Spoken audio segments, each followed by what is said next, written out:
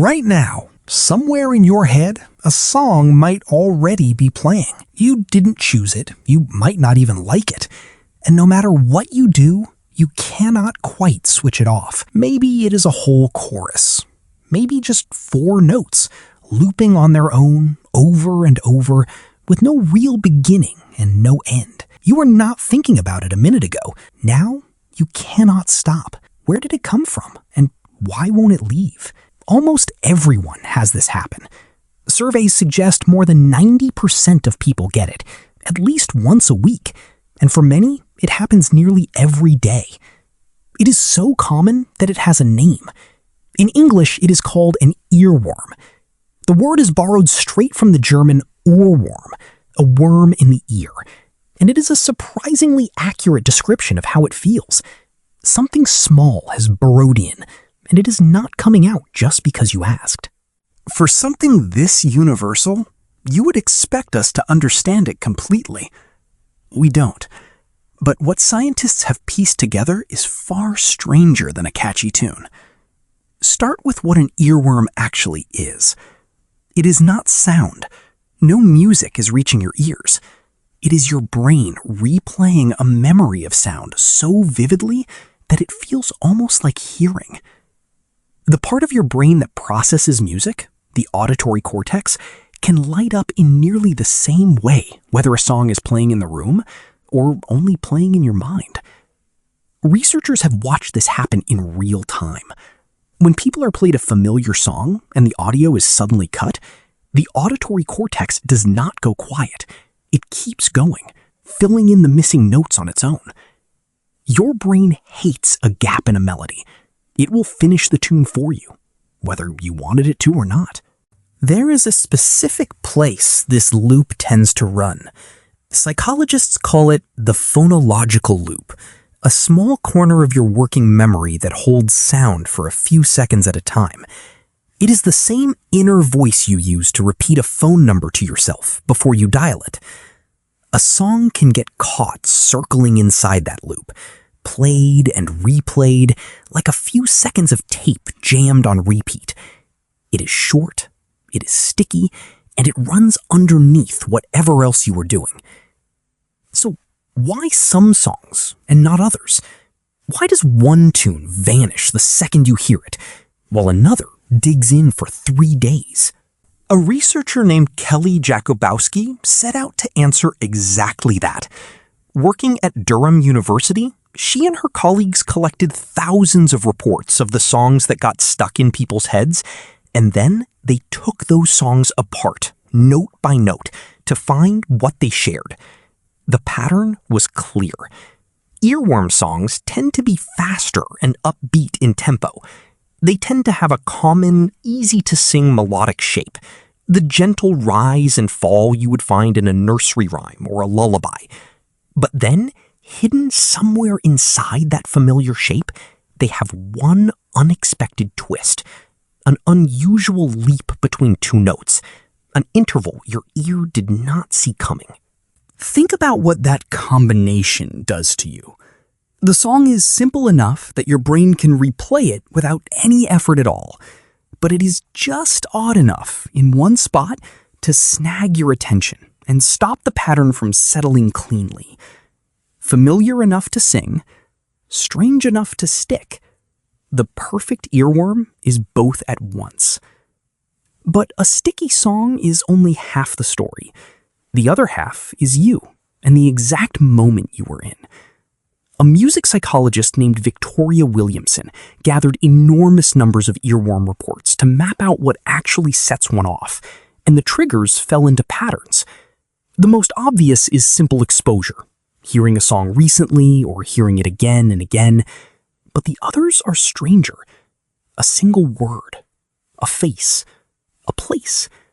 You walk past a shop. Someone says a phrase that happens to be a lyric, and a song you have not heard in years is suddenly looping at full volume. Sometimes the trigger is a memory the song is tied to. Sometimes it is just a mood that matches it. And here is the trigger that matters most of all. Williamson found that earworms thrive when your mind is wandering. When you are tired, or stressed, or doing something that keeps your hands busy but leaves your thoughts free to drift. Showering, walking, washing dishes. The earworm waits for the moment your attention loosens, and then it slips in. This is where it gets genuinely strange. An earworm is not a sign that your brain is overloaded. It is often a sign that your brain is not busy enough. A psychologist named Ira Hyman tested this idea directly. He gave people songs, then set them tasks of different difficulty. When the task was too easy, the songs came roaring back. When the task was very hard, demanding total concentration, the songs faded too, because there was no spare attention left to spin them up. The earworms struck hardest right in the middle, when a person was occupied just enough to let the mind wander, but not enough to fill it. Hyman called the earworm a cognitive itch, a song you cannot quite grasp, quietly scratching at the part of your mind that wants to complete it. That word, complete, is the key to the entire mystery. Decades ago, a psychologist named Bluma Zeigarnik noticed something odd about waiters in a busy cafe. They could hold the details of a complicated order in perfect memory, right up until the moment the bill was paid. The instant the task was finished, the whole thing evaporated from their minds. But an unfinished task stayed lodged in place, nagging quietly until it was done. This became known as the Zeigarnik effect, the mind's stubborn refusal to let go of anything left incomplete. Now, think carefully about an earworm. It is almost never the whole song. It is a fragment, a chorus, a hook, a single line that bends back on itself and never quite resolves. Your brain is not lingering on the song because it loves it. It is lingering because it is trying to finish it. The loop sticks precisely because the loop has no ending, and some deep, ancient part of you simply cannot stand to leave a pattern unresolved. So it tries again and again, hoping each time to reach the note that never comes. This also explains one of the cruelest features of the whole experience. The harder you try to push the song away, the louder it gets. Why would fighting it make it worse? Because to tell yourself not to think about the song, you first have to hold the song in mind, just to know what it is you are avoiding. You end up feeding the very thing you are trying to starve. The effort to forget becomes another way of remembering. So, what actually works? Not force. The research points the other way entirely. One of the most reliable ways to clear an earworm is to let the song finish, to play the whole thing all the way to the final note and hand your brain the resolution it was hunting for the entire time. Another is to gently fill the loop with something else.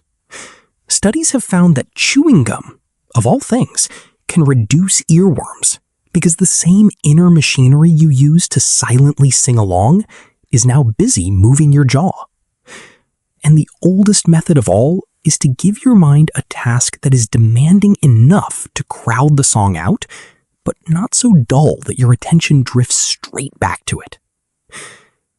Step back, though, and the earworm begins to look like much more than a quirk.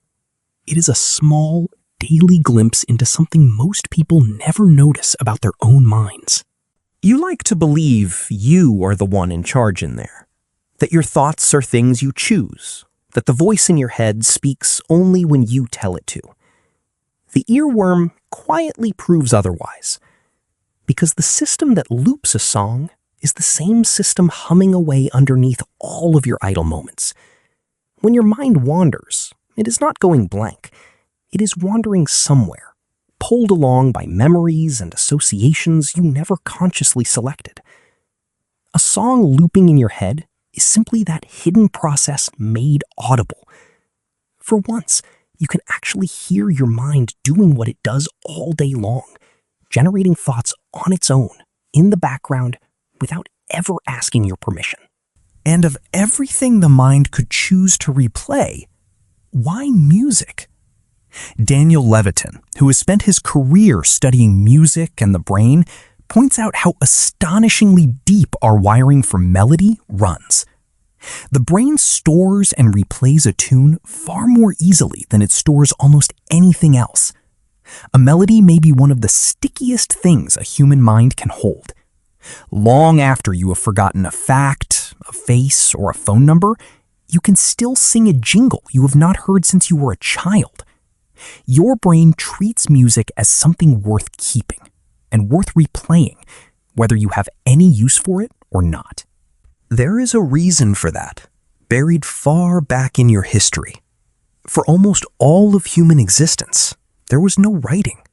Everything that mattered, every story, every warning, every lesson that had to survive across generations had to be carried in memory alone.